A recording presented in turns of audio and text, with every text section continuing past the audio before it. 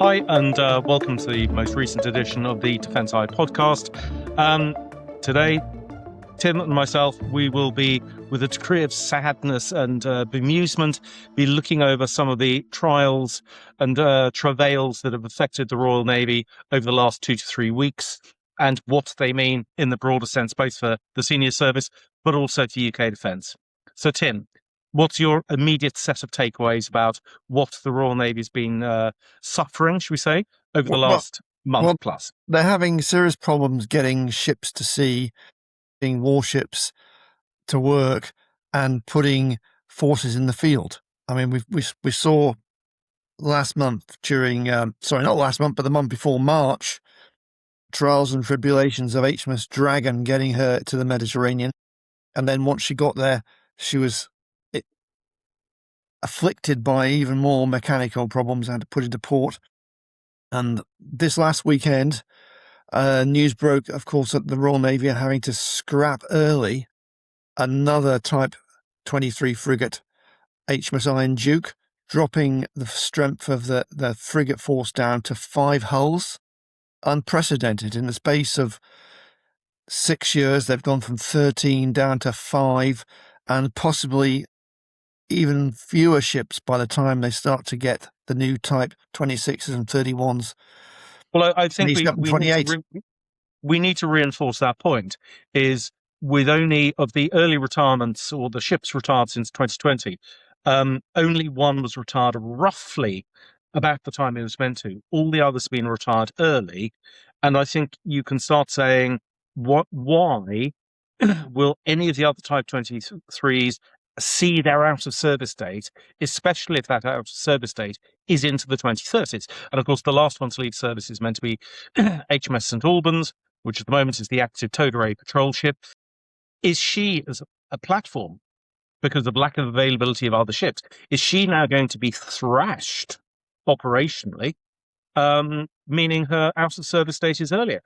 Me personally, I doubt at the moment whether we will see whether we'll see any of the Type 23s go into the 2030s, and that actually more of them will fall off the cliff. I'm hearing one more is going to go out of service this year already, and at least one more next year.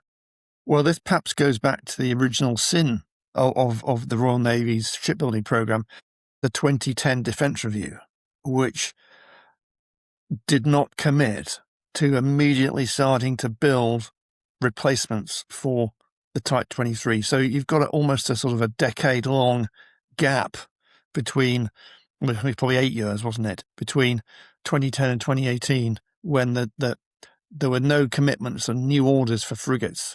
And when you talk about the out-of-service date, you, of course, mean the extended out-of-service date. The real out-of-service date for the Type 23s was around 2020 to 2024. They extended all the ships by a decade, and that has caused the ships to be worn out and start crumbling. And that actually is what has come out, as far as we've heard to date, about HMS Iron Duke, is a lot of her refit, the life extension. If there was going to be some obsolescence management, some upgrades to sensors, whatever. But actually, a load of that was basically riveting more iron, steel onto the ship to stop the hull from falling apart. And yet, she came out in 2024? I think she was 2019 to early 2024 for her life extension. A couple of years after that, someone's just looked at it and said, and I'm extrapolating here, boss, she could just sink soon because she's in that bad a state. And that's why I have significant doubts whether Type 23, unless amazing efforts will be made, will see the 2030s. And I think we need to bear in mind that of those 13 ships, Tim, we've already seen 9 had life extensions. In which case, there's the shy, and I know some of the money is for upgrades and fitting sea scepter, necessary, very good, worthy things. But there's the shy end of £1 billion spent here, and the ships are falling off cliffs. Well, I mean, that raises a point about, did the Royal Navy really do serious studies and understand how long these ships would actually last? And did they raise these if they had concerns about the age of the ship, did they raise these with their political masters at the time, and were they ignored?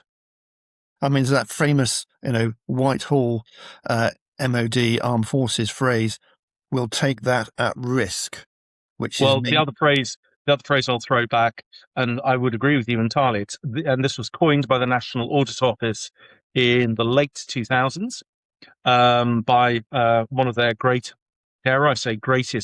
defense leads, Tim Banfield, the conspiracy of optimism, which is someone says, "Do we really think this is going to work?" And someone said, "Oh, don't worry about it. I'm sure it'll be fine. Something will come along. We'll deal with that when we come to it." And there is, I think, for me, certainly one thing which is worrying is British forces have always had can-do spirit, which a lot of other armed forces don't have. So the ability to go, fine, we have just been given Mission Impossible, let's go for it. Can-do spirit is fine, but when you get the conspiracy of optimism, which is actually deep down in your gut, you know what you're being asked to do, keeping ships going and so forth. You've read the engineering survey, which just says this ship is about to break into two. And rather than telling your one up, your two up, this is just not going to work. The temptation, and actually the actuality, is you go, don't worry, so it's fine.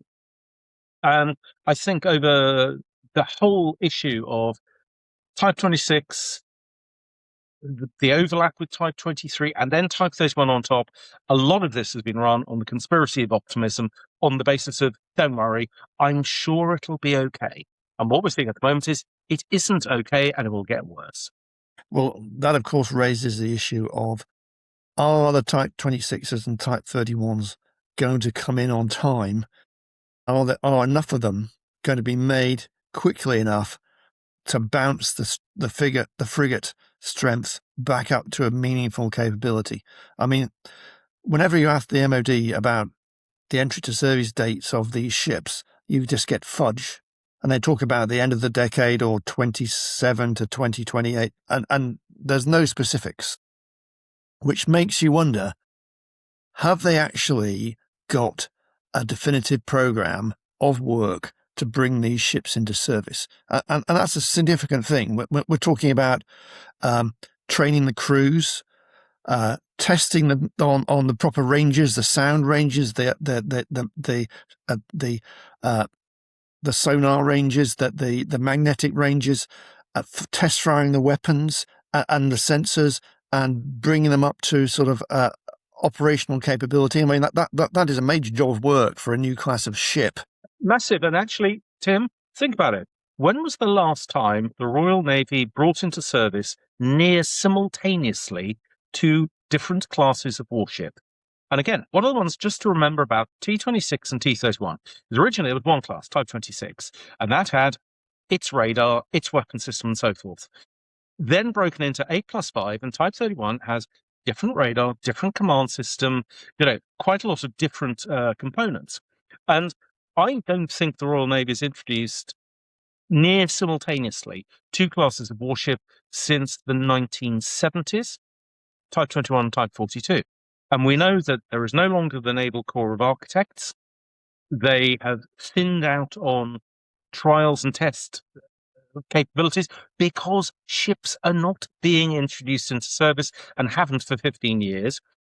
We know that bringing Queen Elizabeth, Prince of Wales into service, the Royal Navy had to rely on industry providing the engineers, the technicians, because they and DNS lacked the necessary resources.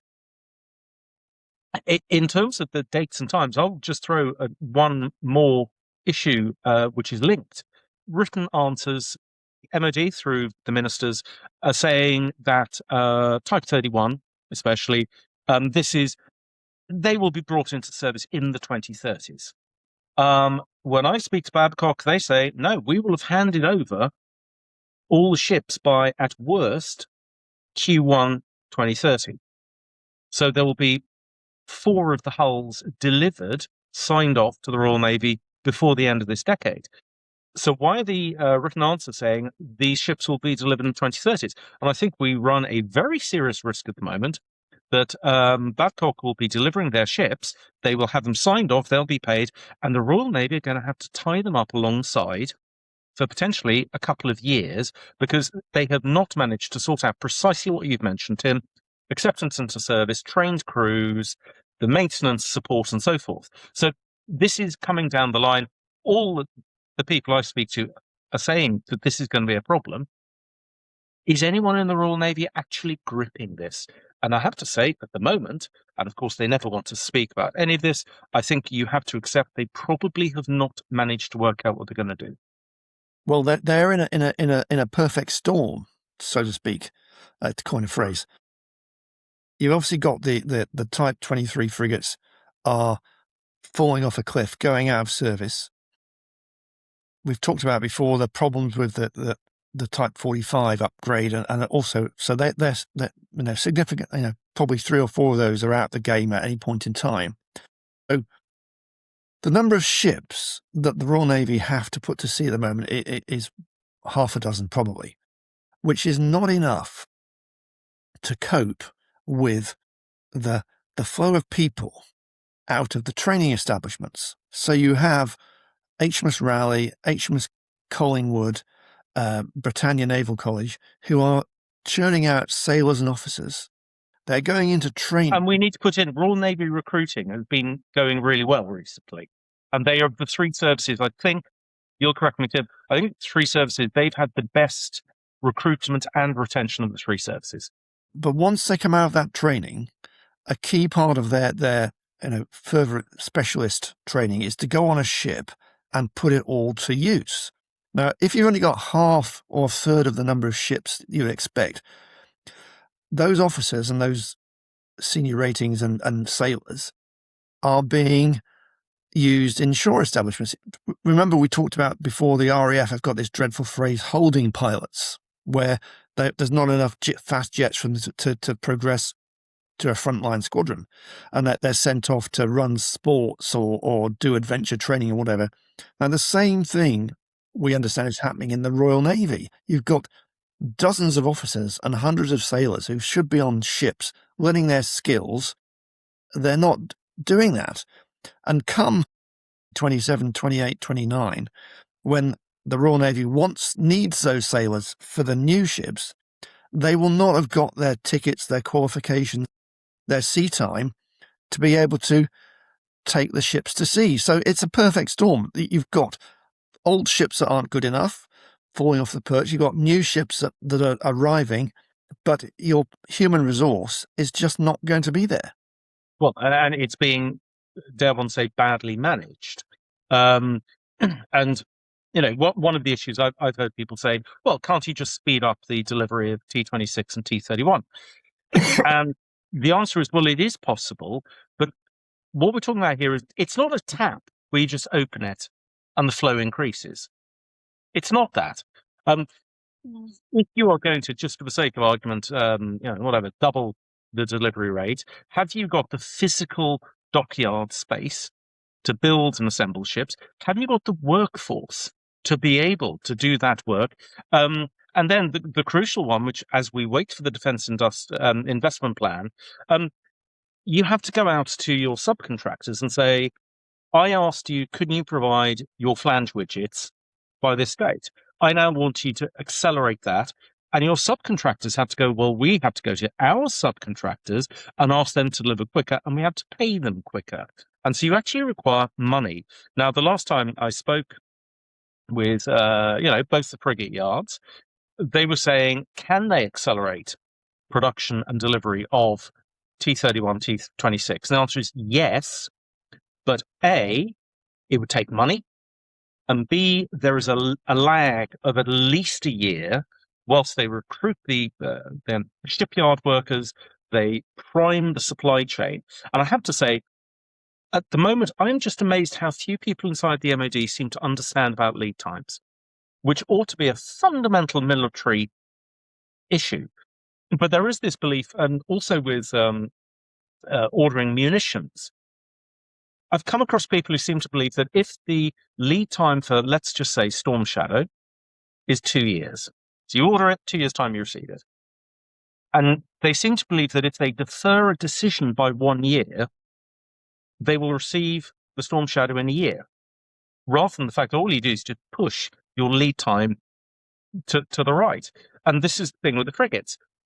If we wanted to, and by the way, both Babcock and BAE Systems have done what is possible within the scope of the contracts to accelerate their production for both their frigate classes. But if you wanted serious acceleration of that process, someone needs to have made that clear 18 months to 2 years ago, and needs to have come up with the money. And as we, both of us, Tim, we come across at the moment, everyone saying, well, we're meant to have had X on order, but we're waiting for the Defence Investment Plan. The money for new stuff is just not being signed off. Well, this perhaps leads us into the leadership of the Royal Navy.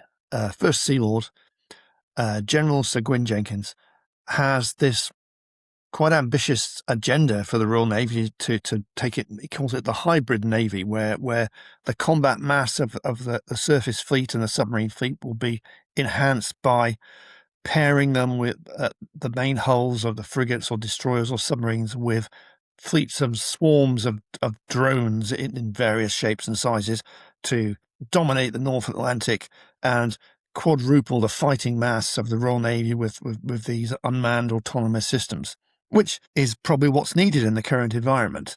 But again, where is the detail of how to turn this vision into reality?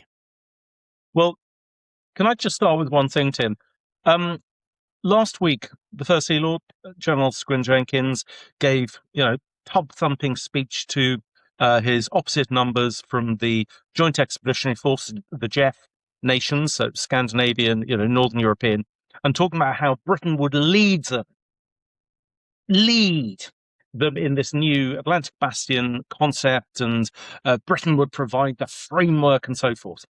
And yet, at that time, and this was a few days before the story broke, he must have known HMS Arnduke had been scrapped and was already being stripped of its sensors, cannibalized for spare parts for other ships.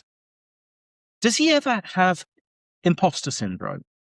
That he gives these big speeches about how amazing things are, and not just the distant future, but the near-term future is going to be amazing. And yet, the Royal Navy's combat power is shriveling before his very eyes. And I have, in the last 2 days, actually spoken to 3 of the nations who had people at that conference who just say they were listening and going, oh yeah, another of these Brit speeches about how amazing they are, and we know they aren't. And here is the problem. That I have no doubt that the future of every navy will involve uncrewed surface vessels, uncrewed underwater vessels, uncrewed air vehicles as well. Yeah, absolutely we'll have those. However, if that means there are literally, and First Sea Lord has said he could foresee a Royal Navy with no crewed ships. I have to say that's a lovely way of forcing people to stretch the envelope and see what they can do. It's never going to happen. And our allies see the fact that we just can't put much to sea at all. So how can we lead? And then just slightly broader, we have 2 aircraft carriers currently, apparently available. Whether they're fully crewed is a different question. The Royal Navy cannot provide the escorts, the tankers, the support ships, let alone the submarines, to create carrier groups. And now people say, NATO, it's an alliance, and we task organize and we work with our allies. I know, Tim, we're on several visits up to Rosyth and Queen Elizabeth, where it was always talked about that these ships were, how many acres of sovereign capability did the deck represent? Was it 5 hectares, 5 acres? But how is this sovereign capability where you can only create a carrier group relying on other navies to provide the ships to protect them? And I have to say, and I wouldn't have said this 6 months ago, certainly wouldn't have said a year ago, the case for keeping 2 carriers is now looking quite weak. It'd be a pretty drastic state of affairs that they actually do that, because they are, of course, the Royal Navy's newest warships, the 2 that you could perhaps say actually work and the two that have the most modern systems on board. And to actually have to part one of them up would be almost a national humiliation.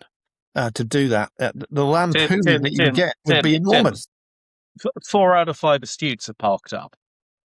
One Type 45 has pretty much been permanently tied up since 2010 as the wonderfully euphemistically named engineering training ship.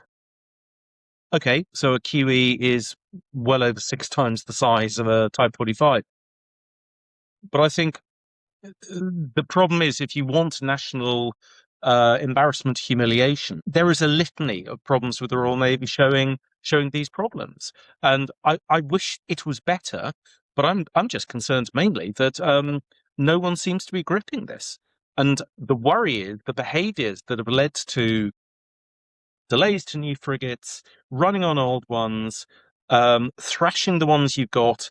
None of this, by the way, is sort of, I never knew that if you took an old ship and tried to use it 3 times more than I was using it, that it would get older quicker. This is stuff that's been known, well, maybe not from the days of Sale and Oak, 74-gun ships of the line, but ever since you've had steam ships and mechanical ships and so forth, this has been known. And my worry is anyone learning the lessons we're seeing with Type 23 specifically and saying, okay, guys, we need to look ahead to the maintenance regime, the use regime, you name it, for Type 26 and 31 to make sure we don't run into this again. And I'm happy to be corrected. I will bet you no one has done that work, or if they have done the work, someone has taken the file and gone. Well, the issue maybe is not so much the money. The Royal Navy has never had as big a budget. I think last year the MOD accounts reckoned it was like £8.5 billion annual running cost money to keep the ships, repair them, pay the crews. It's an astronomical amount of money. UK MOD 62 billion budget. So is this not a deeper issue of organisation, management, attracting realistically the contractors and reorganising your facilities to ensure that you have shipyards, dry docks, workforce that can actually repair these and actually buy enough spare parts? It's an engineering challenge that hasn't been gripped, as you say. It's not so much the money; it's how you employ that resource for effect. Well, okay, let's take a number of things. Engineers are aware of engineering problems. Spare parts, as we've said earlier on, Type 23 has run on for, in certain cases, decades longer than the ships were due to be in service. And the problem is, in a number of areas, actually a lot of areas, either the companies that made the original widget no longer exist, or the technologies have just changed completely, so those widgets are no longer produced, or the companies exist, but they have not been asked to produce that stuff for the Royal Navy or the Army or the Air Force for decades, and so they sold the machinery off. And so, or as well, they never bought enough spare parts anyway, because who knew the Type 23s would be in service for 35 years? And no projection said we will need spares for the SPAE engines into the 2030s. And at the time, in the 2000s, maybe late 1990s, if you'd said, do you think we will be running these on into the 2030s? I suspect every rational planner would say, God, don't be stupid. Of course you won't. So coming back to your phrase, perfect storm. I think there's a perfect storm, but you are also correct. I think there is something institutional here, which is people were not picking on stuff early enough. And before anyone says, oh, you're doing this with 2020 hindsight, I did check. I wrote my first analysis of the handover between Type 26 and Type 23 6 years ago and said there was likely to be a frigate shortfall. And that wasn't guesswork because all the evidence was there. Yeah, the management issue, conspiracy of optimism, it's all coming home to roost. And the problem is, what this means in the short term is the Royal Navy is basically heading towards being combat ineffective. In certain circles, being a bit of a laughing stock. And it's probably going to take a massive effort to get it back to where it needs to be. Well, on that depressing summary of the state of the Royal Navy, perhaps we'll wrap up this edition and look forward to our next podcast, which will be 2 weeks' time, when, of course, we'll have the results of the elections in the UK Council's devolved administrations, and perhaps instability across the UK government, maybe a change of Prime Minister, who knows? But it seems to be we're in for a bumpy ride in the next couple of days, couple of weeks. Absolutely, Tim. It's strangely enough, for what's been 6 weeks of relative quiet, there could be a pretty stormy, monumental week, 10 days. We'll see. Bye for now.